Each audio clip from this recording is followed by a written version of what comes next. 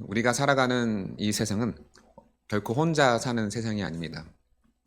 또 나를 위해서 살아가는 곳이기도 하지만 어떻게 보면 항상 함께 공존해서 주변 사람들과 함께 살아가는 곳이기도 합니다. 만약 혼자 이 세상을 살아가려고 한다면 엄청난 비난을 감수해야 될 수도 있고요. 그리고 반대로 누군가도 아무도 나에게 관심을 가져주지 않는 그런 상태가 될 수밖에 없습니다. 그러나 분명한 것은 이 땅은 혼자 사는 곳이 아니라 세상과 함께 그리고 많은 사람들과 함께 살아가야 하는 곳입니다.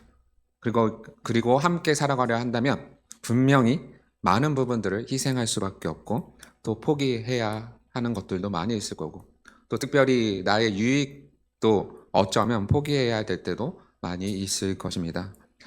교회 공동체도 마찬가지입니다. 교회도 교회도 함께하는 사람들이 있기 때문에 이 공동체 안에 많은 사람들이 함께 있고 또 자신들의 생각이 있음에도 불구하고 그 생각을 좀 포기하고 또 이익을 좀 포기하고 그리고 함께 동행하는 법을 배워가는 곳이기도 합니다. 그래서 오늘 말씀을 통해서 어떻게 우리가 함께 동행하면서 교회 안에서 또 가정 안에서 세상 안에서 우리가 이것을 살아가야 하는지에 대해서 말씀을 통해서 한번 살펴보려고 합니다. 먼저 1절에 보면 사랑을 추구하면서 신령한 것들을 사모하되 특별히 예언하려고 하라라고 가르치고 있습니다. 우리가 지난주에 고린도전서 13장 전체를 통하여서 사랑이 왜 필요한지에 대해서 좀 살펴보았고 또 사랑이 없으면 정말 아무것도 아니었다. 그리고 사랑은 항상 있을 것인데 그중에 제일은 사랑이라.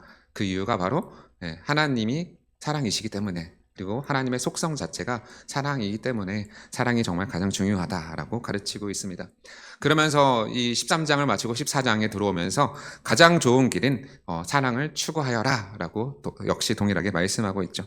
사랑을 추구하라. 사랑이 필요하다. 너희는 반드시 사랑을 추구해야만 한다라고 가르치고 있어요. 그래서 모든 은사를 사용함에 있어서 가장 중요한 것은 사랑하는 마음을 가지고 사랑이 없으면 안 되고 그것을 통해서 우리는 은사들을 활용할 수 있다라고 말씀하고 있습니다. 사랑을 추구하는 것은 다른 것이 아니라 바로 이 자동차로 따지면 엔진과 같은 것이 바로 사랑이에요. 그러니까 사랑이 엔진이고 은사는 어떻게 보면 핸들이거든요. 핸들. 그러니까 엔진이 있어야 핸들이 의미가 있죠. 엔진이 없이 핸들만 있으면 이게 무슨 소용이 있어요? 앞으로 나아가지도 못하고 방향도 바꿔지지도 않는 거죠. 그런데 이 사랑이라는 건강한 엔진이 있는 상태에서 핸들을 가지고 운전할 때 바른 방향으로 나아갈 수 있게 되는 것입니다. 그래서 사랑이 없이는 건강한 공동체라고 이야기할 수 없고 건강한 방향이라고도 말할 수 없는 것입니다. 그래서 반드시 교회는 사랑을 추구하는 그 건강한 엔진을 가지고 있어야 한다라고 본문에서 그리고 13장 전체와 오늘 14장 1절 처음부터 우리에게 말씀해 주고 있는 것입니다. 그래서 교회는 반드시 그리고 우리는 반드시 사랑을 추구해야 한다라고 성경에서 우리를 알려주고 있습니다. 그러면서 가장 좋은 길은 사랑이라고 분명하게 말씀하였고 그렇다면 더 큰 은사를 사모하여라 라는 12장 마지막 절의 말씀은 바로 오늘 14장 1절과 바로 연결되는데 더 큰 은사가 무엇이냐? 바로 신령한 것들을 사모하되 특별히 예언하려고 하라. 더 큰 은사가 무엇이냐? 바로 예언이다 라고 우리에게 알려주고 있습니다. 그러니까 우리가 이 교회 안에서 가장 중요하게 생각하는 은사 중에 여러 가지가 있지만 그 중에 제일은 어떻게 보면은 예언이다라고 볼 수 있는 거죠. 더 큰 은사. 고린도 교회 안에서는 당시에 방언을 사모하는 사람들이 엄청 많이 있었습니다. 왜냐하면 이교도 문화와 공존하고 있었고 그 이방 신전도 많이 있었기 때문에 그들의 그런 문화와 유산들이 고린도 교회 안에 자연스럽게 스며들어와서 고린도 교회 안에서도 그 알지 못하는 소리가 굉장히 흥행되고 있었죠. 한때 한국 교회도 마찬가지로 이런 비슷한 경향들이 있었습니다. 방언을 사모하는 그런 경향들이 있었는데 그런 경향이 사실 고린도 교회하고도 비슷하다고 볼 수 있습니다. 왜냐하면 방언을 하면 굉장히 신비롭죠. 왜냐하면 우리가 알지 못하는 소리로 그리고 어떤 사람은 외국어가 될 수도 있겠지만 어떤 사람은 천사의 방언이 될 수도 있기 때문에 이것은 굉장히 신비로운 말로 보여지기 때문에 많은 사람들이 은사를 받았다라고 이야기할 때 가장 눈에 띄게 그리고 가장 신비롭게 말할 수 있는 것이 방언의 은사입니다. 그래서 많은 사람들이 방언하기를 사모했던 것이 바로 고린도 교회였습니다. 그런데 그러한 고린도 교회 안에서 방언을 사모하다 보니까 여러 가지 문제들이 발생을 했고 그리고 아무리 천사의 말을 한다고 할지라도 사랑이 없으면 아무것도 아니다라는 이 메시지가 거기에 담겨 있었던 것입니다. 그러면서 그보다 더 큰 은사를 너희가 사모했으면 좋겠는데 그것이 무엇이냐? 방언이 아니라 예언이다라고 우리에게 메시지를 주고 있는 거예요. 왜 방언보다 예언이 더 큰 은사인가라고 오늘 말씀을 살펴보면 2절에 보니까 방언 말하는 자는 사람에게 하지 아니하고 하나님께 하나니 이는 알아듣는 자가 없고 영으로 비밀을 말하기 때문이다라고 말씀하고 있어요. 그러니까 방언은요 사람한테 하는 것이 아니라 누구한테 한다고 기록하고 있죠? 하나님한테 하고 있죠. 그러니까 사람에게 한다기보다는 하나님께 하는 것이고 그리고 그렇게 하다 보니까 어떻게 해요? 알아듣는 사람이 교회 안에 있어요? 없어요? 없게 되는 거죠. 한 명도 없는 겁니다. 아무리 방언을 한다 그래도 그게 우리가 알아듣지 못하는 소리라는 거죠.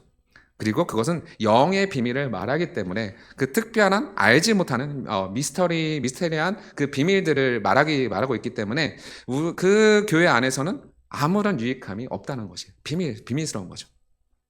그래서 방언 자체는 어떻게 보면은 개인의 유익함이 있을 수는 있지만 그러나 교회 안에서는 아무런 유익함이 없다라는 것이 오늘 고린도전서에서 우리에게 말씀해주고 있는 내용들입니다. 그래서 방언은 뽐내기를 좋아하는, 이렇게 말하기 좀 그렇지만 방언을 좀 이렇게 자랑하기 위해서는 굉장히 유용한 은사가 될 수 있지만 그러나 그것은 알아듣는 자가 없기 때문에 어떻게 보면 공동체 안에서는 아무런 의미가 되지 않는 거죠. 그래서 이제 방언에 대해서 좀 이제 열려 있는 사람들 경우에는 방언을 교회 안에서 해도 된다고 하시는 분도 있고, 과거에 어떤 목사님은요 교회 강대상 앞에서 방언으로 이렇게 말하고 그리고 본인이 그것을 해석하는 경우도 있어요. 그러니까 방언이 왜 그러냐면 방언이 계시적인 측면이 있기 때문에 그런 거거든요. 그런데 우리는 제가 계속 말씀드리지만 방언과 예언은 항상 어떤 의미냐면 계시적인 메시지가 계시적인 은사이기 때문에 성경이 66권 완성되고 나서 예언도 끝났고 방언도 끝났다라고 이제 저는 그렇게 보고 있어요. 저는 개인적으로 그렇게 보고 있기 때문에 그래서 이 계시가 완성이 됐는데 또 다른 계시가 우리에게 임할 이유는 없다는 거죠. 임할 이유는 없어요. 그래서 방언을 교회 안에서 행하는 것도 의미가 없고 더 이상 예언을 하는 것도 의미가 없는 거죠. 성경 안에서 다 종결되었기 때문에 그렇습니다. 그렇기 때문에 오늘날의 이 방언과 예언은 다 끝났지만 그럼에도 불구하고 예언을 더 사모해야 하는 이유는 예언을 다르게 오늘날 표현하자면 성경을 해석하는 은사이기 때문에 그러하다라는 겁니다. 중요한 것은 성경을 해석하면서 사람들이 알아듣는 소리로 해야 하는데 알아듣지 못하는 소리로 하면 교회에 아무런 유익이 되지 않는 거예요. 그래서 방언 말하는 사람들은 사람에게 하지 아니하고 하나님께 하는 것이고 그것은 비밀을 말하기 때문에 알아듣는 사람이 한 명도 없지만 그러나 3절에 보면 그러나 예언하는 사람은 사람에게 말하기 때문에 덕을 세우고 권면하고 위로하게 된다라는 거예요. 예언 자체는 지금 제가 이 한글로 말하고 있듯이 정확하게 여러분이 알아듣는 소리로 말하고 있기 때문에 이것은 교회가 세워지는 은사가 되며 그리고 권면하는 은사가 되기도 하고 때로는 어떤 사람을 위로하기도 한다는 것이죠. 제가 만약에 지금 이 자리에서 설교를 할 때 방언으로 설교한다고 생각해 보십시오. 아니면 때로는 우리가 알 수 없는 아랍어로 여기 아랍어 하시는 분들은 안 계시겠죠? 아랍어로 설교한다고 생각해 보십시오. 여러분들이 가만히 앉아서 뭐 하고 계시는 거겠어요? 시간을 허비하고 계시는 거죠. 왜요? 하나도 알아듣지 못하는 소리로 말하고 있기 때문에 아무런 의미가 없는 거예요. 아무런 의미가 없어요. 저희가 말을 배우는 사람도 아니고 이미 말을 쓰고 있는데 알아듣지 못하는 소리를 듣고 있다면 언젠가 그 언어를 터득할 수는 있겠지만 지금 당장 나에게 아무런 유익함이 없는 거죠. 그런데 제가 지금 여기서 한글로 말하고 있기 때문에 여러분들이 다 알아듣고 여기에 권면 있고 그리고 위로가 있고 하나님의 살아계신 말씀이 선포가 되고 있는 것입니다. 그래서 방언으로 하는 것보다 예언으로 하는 사람이 교회를 세우는 거고 권면하고 위로하여서 교회가 더욱더 경건하게 그리고 굳건하게 세워질 수 있다라고 우리에게 말씀하고 있는 것입니다.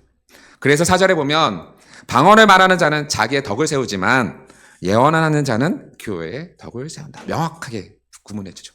방언하는 사람은 누구에게 하는 거예요? 하나님께 하는 거기 때문에 나에게 개인적인 유익함이 있을지 모르겠지만 그렇다고 교회가 세워지는 건 아니지만 반대로 예언하는 사람은 하나님의 말씀을 풀기 때문에 교회에 어떤 이익이 있는 거죠. 그래서 교회가 점점점 아름답게 세워질 수 있는 것입니다.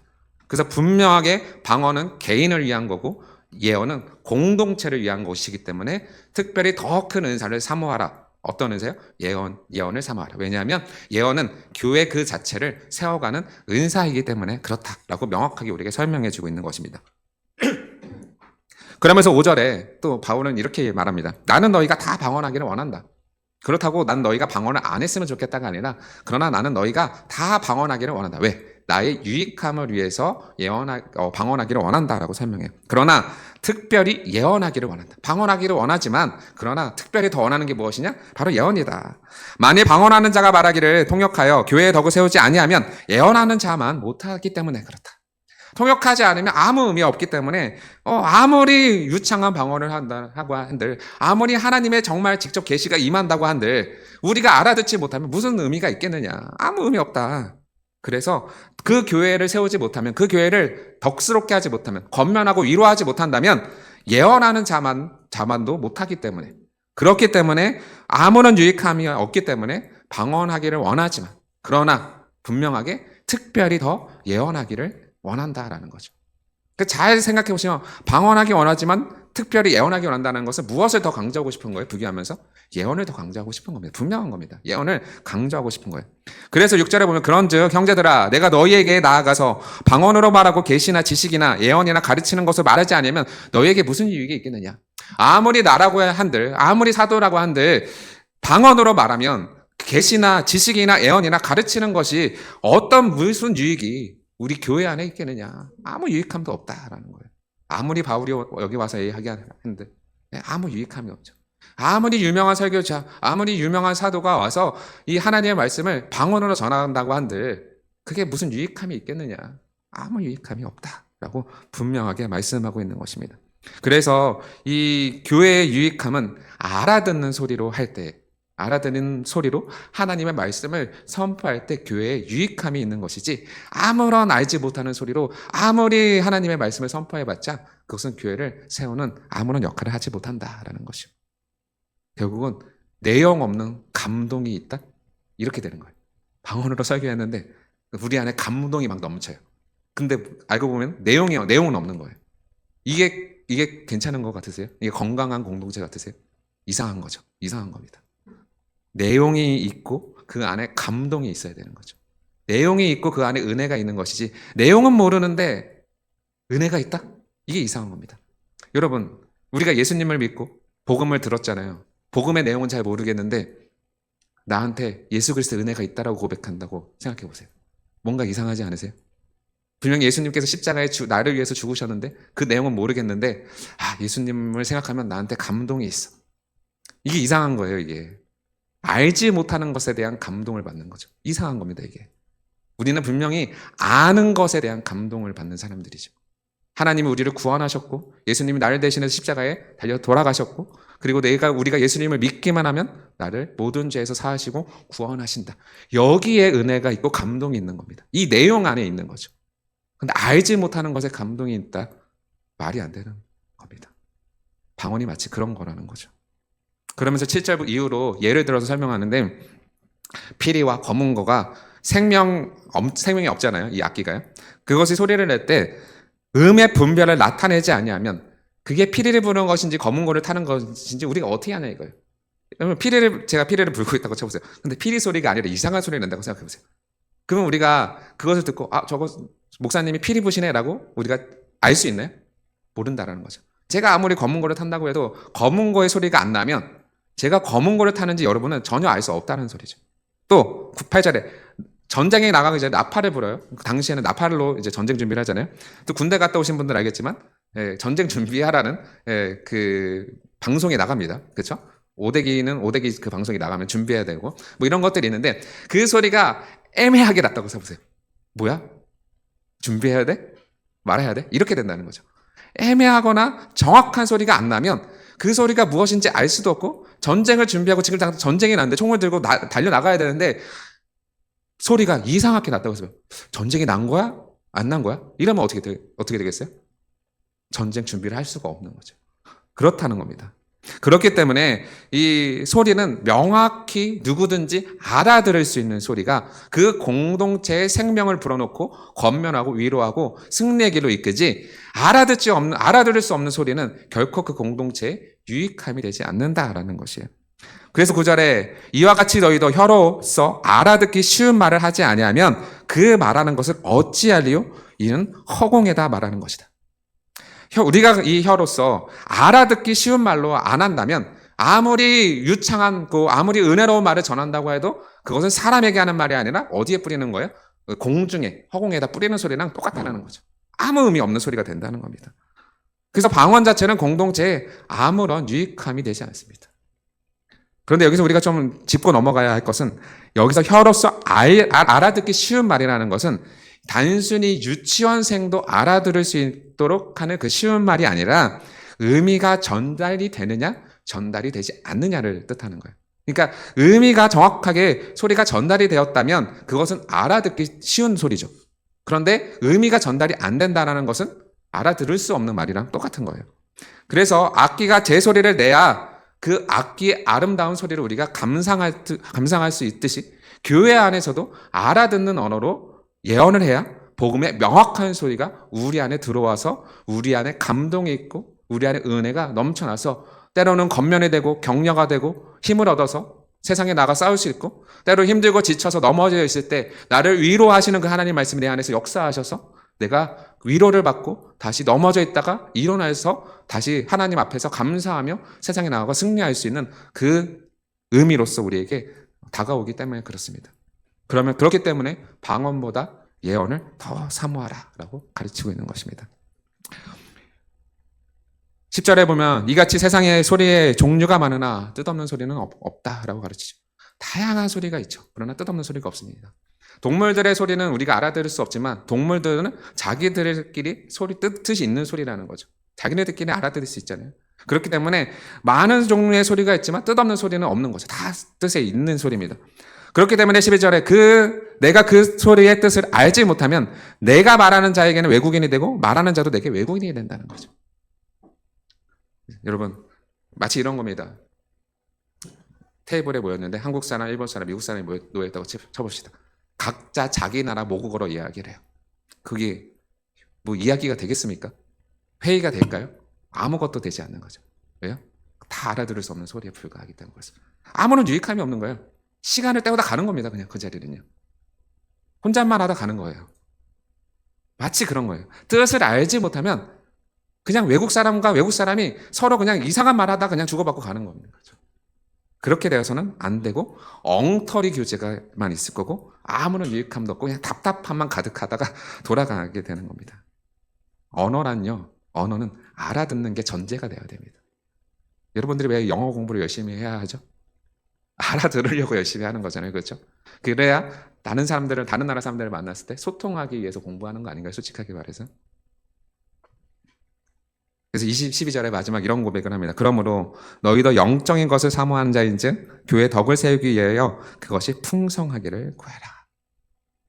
그러니까 이게 마지막 메시지는 결국 이거예요. 결국 방언과 예언을 구체적으로 비교했어요. 이건 맞아요. 그러면서 예언을 사모하는 건 분명히 맞는 메시지긴 해요. 그런데 핵심은 이겁니다. 뭐냐면 분명히 영적인 것을 사모해라. 사모하는 거에 대해서 거부감을 두는 게 아닙니다. 근데 왜 너희는 그 영적인 것을 사모하고 있느냐에 초점이 있는 거고요.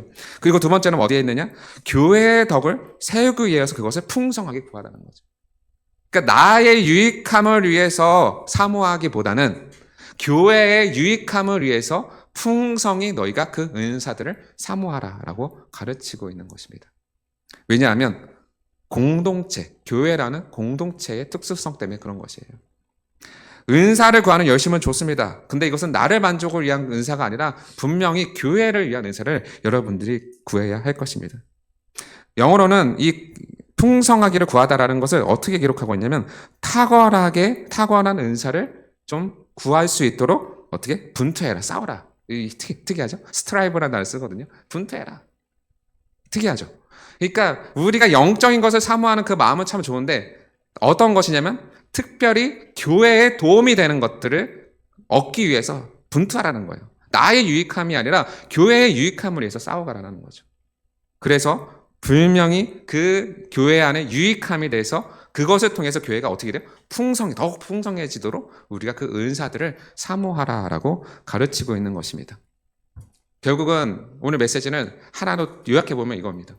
분명히 방언보다 예언을 구하라. 그 이유는 교회에 그것이 유익하기 때문에 그렇다. 분명한 거죠. 그렇다면 이 메시지를 우리에게 적용해보면 이런 겁니다. 혼자만 즐거운 은사와 그리고 혼자만 즐거운 신앙생활을 하도록 하지 말아라 라고 말하는 거랑 똑같습니다. 교회 안에서 나 혼자만 은사로 나 혼자만 유익하고 교회 안에서 나 혼자만 만족하는 신앙생활을 하는 사람들이 있는 거예요. 근데 오늘 성경은 그렇게 말하고 있지 않는 거죠. 나만 만족하고 나만 만족해서 나만 은혜롭고 나만 기뻐하는 은사와 예배를 추구할 생각하지 말고 함께 교회라는 곳에서 함께 우리가 만족하고 함께 누릴 수 있는 함께 은혜를 나눌 수 있는 신앙생활과 예배를 추구해가면서 그렇게 교회를 아름답게 세워가라라고 말씀하고 있는 것입니다. 지금 우리 교회 안에서 과연 나는 나만을 위한 신앙생활을 누리고 계십니까? 아니면 교회의 전체의 풍성한 신앙생활을 위해서 여러분들이 분투하고 싸우고 계십니까? 이걸 묻고 있는 겁니다. 그래서 이렇게 가기 위해서는 1절에 말했던 사랑을 추구하면서 사랑이라는 엔진이 우리 안에 있을 때 사랑이라는 엔진이 우리 안에 있을 때 비로소 우리는 나의 만족과 나의 즐거운 신앙생활을 위한 것이 아니라 바른 방향을 가지고 바른 핸들을 가지고 우리는 교회 전체가 그리고 우리 가정과 사회가 아름답게 세워질 수 있는 그 은사들을 추구하면서 우리가 신앙생활을 하게 된다는 것이죠. 결국 오늘 이 말씀을 잘 뜯어보면 하나님, 우리가 은사를 구하는 목적, 우리가 예배를 구하는 목적, 우리가 교회에 나와서 신앙생활하는 목적이 무엇입니까? 나의 개인적인 만족과 나의 개인적인 즐거움입니까?